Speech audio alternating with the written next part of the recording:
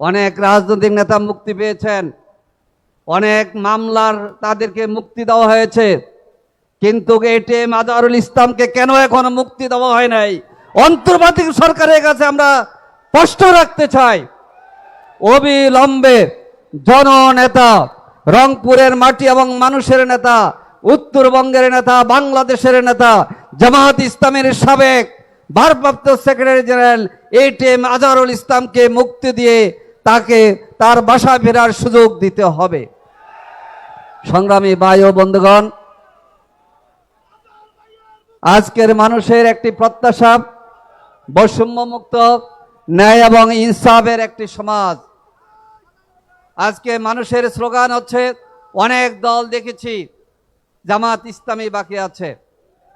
আমরা কি দিতে চাই? আমরা বিদ্বেষের পরিবর্তে সম্প্রীতি প্রতিষ্ঠা করতে চাই। আমরা রাজনৈতিক প্রতিহিংসার পরিবর্তে রাজনৈতিক সম্প্রীতি, ঐক্য, ভালোবাসা তৈরি করতে চাই। জামাত ইসলামের কাছে সংখ্যালঘু সংখ্যাগুরু নয়, সকল মানুষ হচ্ছে বাংলাদেশের নাগরিক। আপনারা দেখেছেন বিগত দিনে আলেম ওলামাদেরকে বিগত সরকার প্রতিপক্ষ বানিয়ে ফেলেছিল। দাড়ি টুপি দেখলেই অত্যাচার, জুলুম, নির্যাতন এবং জেলখানা।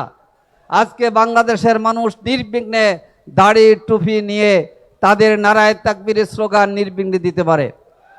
আমরা অন্যান্য ধর্মের লোকদেরকে বলি, আপনারা নির্বিঘ্নে ধর্ম পালন করুন, কারণ সকল নাগরিকের অধিকার আছে। তারা তাদের নাগরিক অধিকার, এখন নাগরিক অধিকারের আলোকে তাদের জীবনযাপন করবেন।